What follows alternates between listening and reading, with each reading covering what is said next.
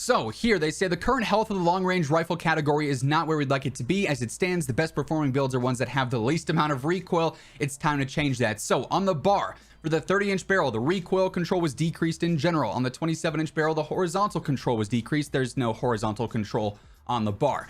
On the Clouser 40, that control was also decreased as well. On the Chariot WR, same deal. And for hard scope, the control that provides has been decreased. So in general, the bar is not going to be as much of a laser beam.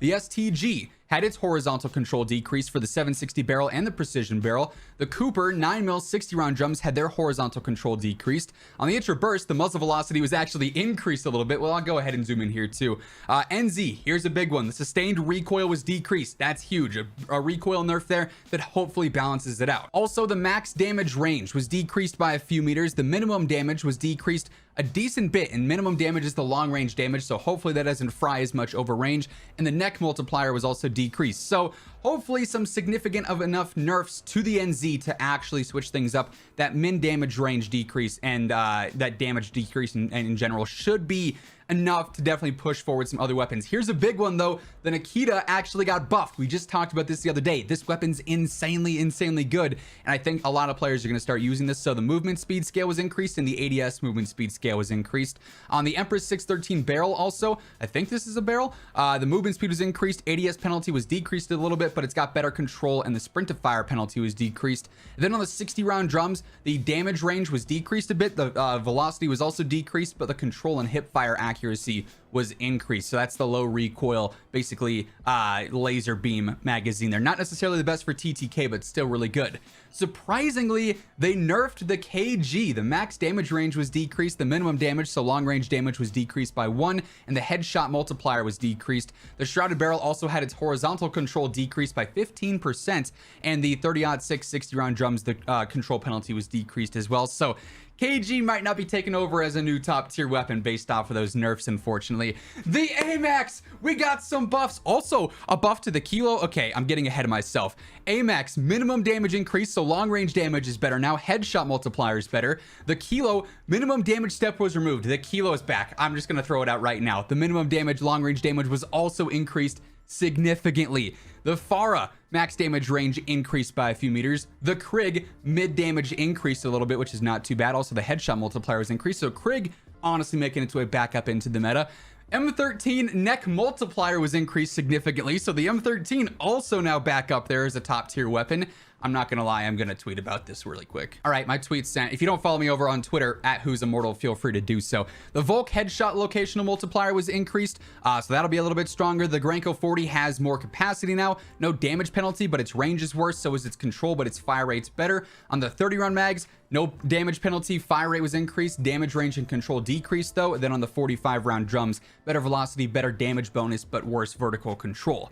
For SMGs, the Armaguerra had its precision barrel headshot multiplier or locational damage decrease, and I'm pretty sure that's the barrel that ends up helping the actual damage on headshots, so kind of an unfortunate nerf there. The Blixen headshot multiplier decreased, minimum damage decreased, movement speed scale decreased. So there's some Blixen nerfs there. On the RMK barrel, the minimum damage was also decreased, but the F3 barrel is still the best barrel. And the 54 on mags headshot damage was also decreased a bit. So damage in general on the Blixen gonna feel a little bit worse. That should help balance it out some, but I don't think that's fully a nerf that's gonna take it out of the meta. The Marco though actually got some significant nerfs as well. Max damage, so close range and mid damage both end up getting nerfed there, and the neck multiplier was also decreased, and the Lesto barrel multipliers have been removed entirely. The UGR actually got a buff here. Upper extremity locational damage multiplier increased, max damage and max damage range and mid damage range all increased as well. Still kind of a niche weapon. I'm not sure if that one will be top tier. The Uzi ended up getting a minimum damage range increase and a neck multiplier increase, and the MP5 max damage range increased, locational for the neck increased as well. Now for shotguns, the following shotguns max pellet damage have been increased by 26%. For the Ironhide, the Einhorn, the Double Barrel, the Combat, the 725, Model 680, VLK Rogue, and Hauer. They're still going to be niche, but they're going to do some more damage now. The Gallo max pellet damage was increased to 25. Graciato had its max pellet, mid 1 pellet, mid 2 pellet, and minimum pellet damage all increased. The Origin had its max and min pellet damage increased, and the Street Sweeper had its minimum pellet damage increased.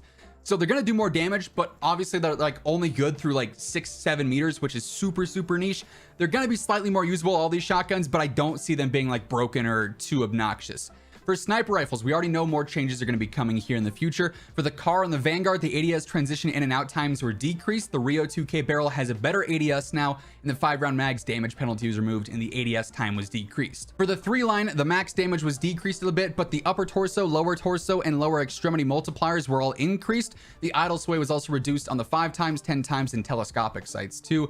Then for the PTRS, ADS transition in and out was decreased. For marksman rifles, the M1 Grand lower extremity multiplier was increased. The shot of barrel velocity is better. And then on the British 12-round clips, worse velocity, but no damage penalty and better damage range and worse rate of fire. And on the 20-round drums, the movement speed penalty was actually increased. For the Shadow Hunter and the crossbow, the velocity on the bolts were actually increased, so those will be a little bit easier to use. For LMGs, on the Whitley, the MK9 barrel horizontal control was increased, which is pretty solid. For the rapid barrel, worse fire rate, worse velocity, worse horizontal control, but the max and min damage is now better, so that's going to be a little bit better for close and long range. The 150-round box's control penalty was decreased, and the view center scaler was increased a bit. Not exactly sure what that means. 45-round mag, worse fire rate, better control in general. For the padded stock, I believe this is, the initial control penalty was decreased, and the sustained recoil bonus was increased. Then on the UGM8, the 560 barrel, better neck multiplier, better horizontal control.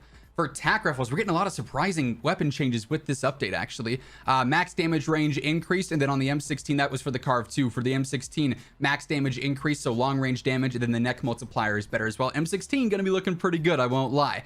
For pistols, the melee lunge distance was also decreased, so you won't get clapped by some pistols here with this update. For handgun Echo and MW, I'm not sure what Echo is, maybe the Deagle. The max min and mid damage were all increased. The Rat also had its minimum, or its mid damage increased, sorry. The BO3 TT barrel here, worse rate of fire. The Grenko 14-round mags, worse velocity and damage range. And then on the 12-round mags, no damage penalty anymore. Then for attachments, recoil booster vertical control is now decreased by 1.5%. That's not incredible. Fun fact, the recoil booster was only previously boosting horizontal recoil, so you will notice a little bit more recoil when you're using the recoil booster now. For underbarrels, the bayonet movement speed's better. The Carver foregrip recoil vertical control is decreased by 2%. And then also the strife angled underbarrel horizontal control is decreased. So they're basically just adding a lot more recoil to a lot of these weapons.